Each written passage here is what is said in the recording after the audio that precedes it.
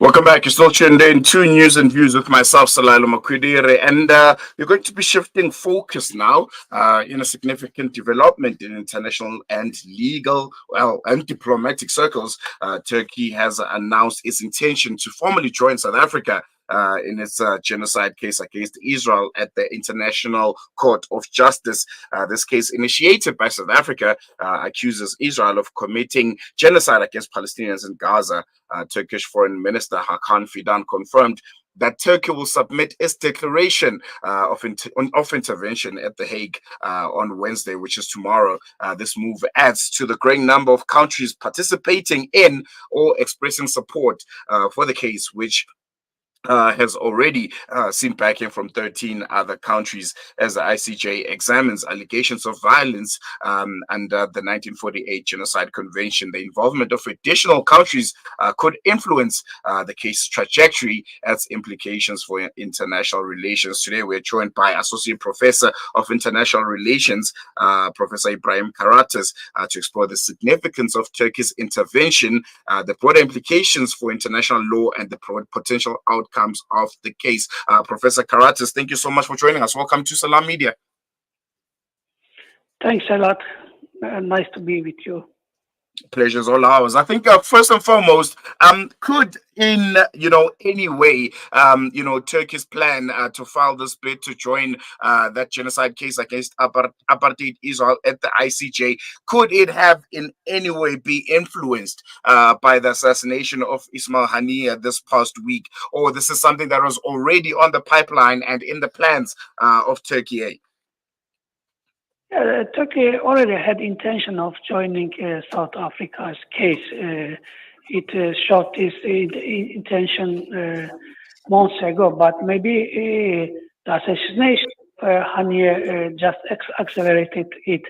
But it's not only the reason, because there's an ongoing genocide in Gaza in last 10 months, and it seems that it will continue in upcoming months, maybe years, we don't know. So probably Turkish government expected that it will end in the course of time, but it seems that it won't end. So Turkey is now trying to do what it can do with current resources, with current, means.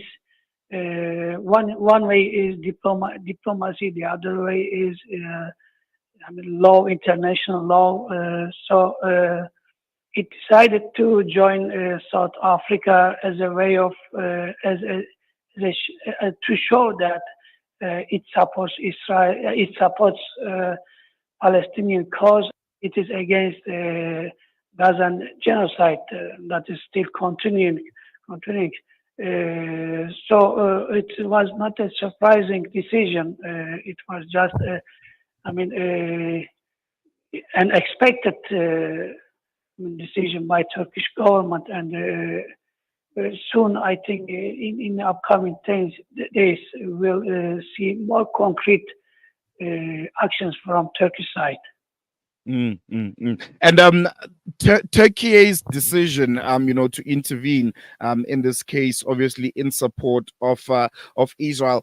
How much of it, adds to the weight and merit of the case itself? There are 13 other countries also, who are allies and friends of South Africa, in trying to make sure that the Israeli genocidal regime essentially is held accountable, for violating the 1948 Genocide Convention. Turkey's addition to the already 13 countries, how significant is it going to be in strengthening this case? I think Turkey's addition will also encourage other countries to join, because we know that majority of countries across the world are against genocide. So I guess that some Muslim and non-Muslim countries will join South Africa's case, because there is no other way for other countries to do something for Palestine, and it also shows that this is the at least the small thing that a country can do. So I guess that other countries will join Turkey, and maybe in near future we may see tens of countries joining South Africa. So the number may be 30 or 40 in upcoming months, or within 1 year. Even if one day, if genocide ends, I guess that they will pursue this case in the court. It is also important to show Israel and its allies that there is no rules-based order, but other countries still stick to international law. International law is trying to be abolished by especially the United States. When countries talk about international law, they oppose this term. They no longer use this term. They try to replace it with rules-based order, which means only the rules of America, only the interests of America and its allies. So if more countries come behind South Africa, I guess that they will also rescue the term or the concept of international law. So it is important that countries embrace this term and make it survive for their future, for a peaceful world order. So not only Palestinians in Gaza, but also international law is tried to be sacrificed and tried to be replaced with subjective rules that only protects interests of some powerful countries. So not only Turkey and other countries and upcoming countries will probably, save international law also, I guess. Mm. I want us to shift focus now on the diplomatic ties between Israel and Turkey. We know just last year after the October 7th attacks began, on if I'm not mistaken, on November the 4th, Turkey recalled its foreign minister to Tel Aviv, citing Israel's refusal to accept a ceasefire and continue attacks against civilians. And I think by now it's no longer a secret that diplomatic ties between Turkey and Israel are probably on what one would call proverbial deep freezer. They're really cold. Does this action further exacerbate, the negative and not so cordial relationship that the two countries have? Yes, certainly it will do, because Turkey's, support of South Africa in the court will not make Israel happy. By this way, Turkey shows that it is absolutely against the genocide, and it will try its best to make to bring Israel to the court, and if possible to punish it.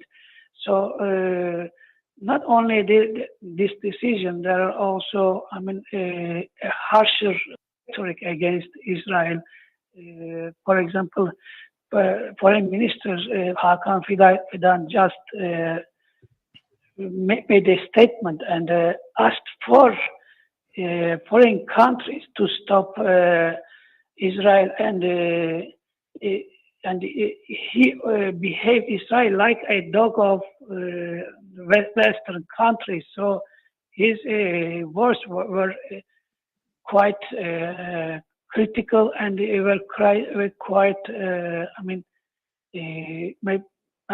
making Israel is unhappy.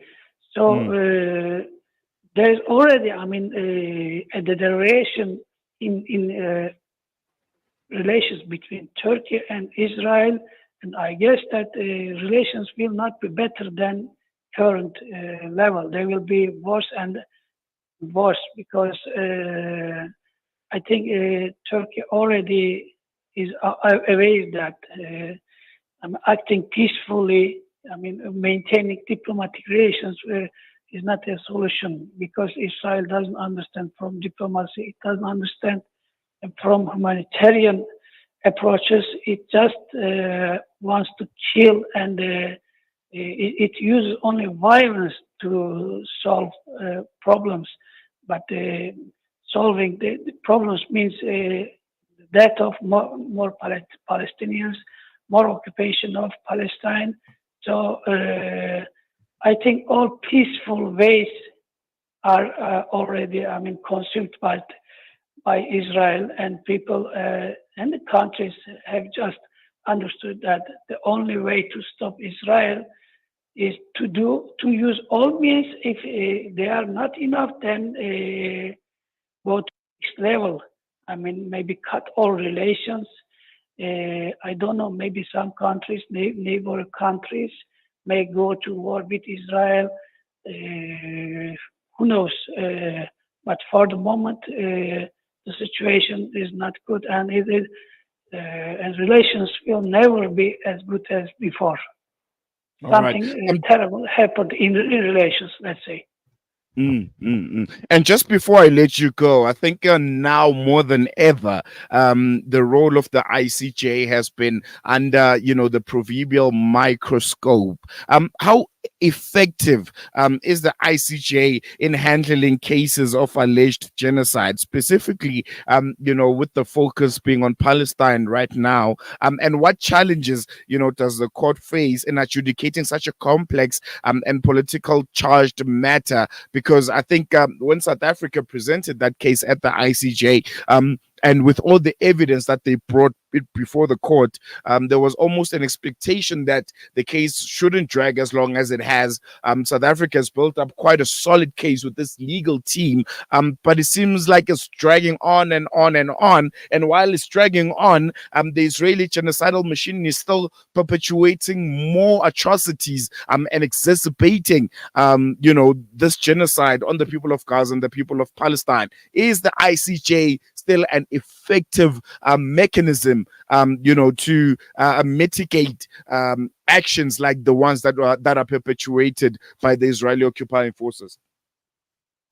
Yeah, ICJ actually, if great powers don't support ICJ's decision, it may not be so effective. But the goal here is not just to make it effective or to imprison Netanyahu, etc. One goal is to make this court survive. So South Africa and other countries are struggling for that. And also, maybe in the future, these decisions will also be valid in the future. If, for example, Netanyahu will be imprisoned, if he will be sentenced in the future, these decisions might be used against him. So even if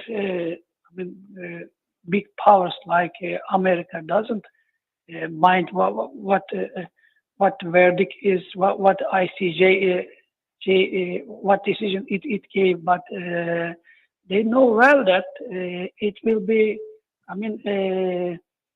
a problem in the future. So maybe it will not be implemented. The decision will not be implemented, but still it will, create problems in the future, particularly for Israel. So it's better than never. It's better than doing nothing. All right. And when the time changes, when Israel get weakened, or when Americans are in a problematic situation, certainly these verdicts will be effective, and they will be more influential. So I think South Africa did something good. Maybe we need more time for these decisions to be effective. But honestly, for the moment, it is just a way of showing on which side you are. If you are, suing Israel, this means that you are against genocide. So symbolically, it's necessary to, open such a case, even if you can't get the result you expect. All right, we're going to leave it there. Professor of International Relations, Ibrahim Karataş, thank you so much for giving us the time and joining us on Salam Media. Always a pleasure chatting to you. Thanks a lot. Bye-bye. There you have it. There really, really interesting times ahead. And I think, having more and more countries join South Africa in that bid to have the Israeli occupying forces be, held accountable for breaking the 1948 Genocide Convention, and having countries that are as strong and as vocal as Turkey can only do nothing but the best for that case presented by South Africa and its legal team. We're going to take a quick break. When we come back, I will be speaking to Dr. Witness Maluleke, and we'll be focusing and shifting on the dimension of today's show to right here back home, South Africa, where already there's been a deadly showdown of some sort. Over 40 suspects killed by police in KZN since April. Is this rogue policing, or are the police justified in their actions because of just how much crime has gotten out of hand? It's going to be a really interesting conversation with Dr. Witness Maluleke from the Department of Criminology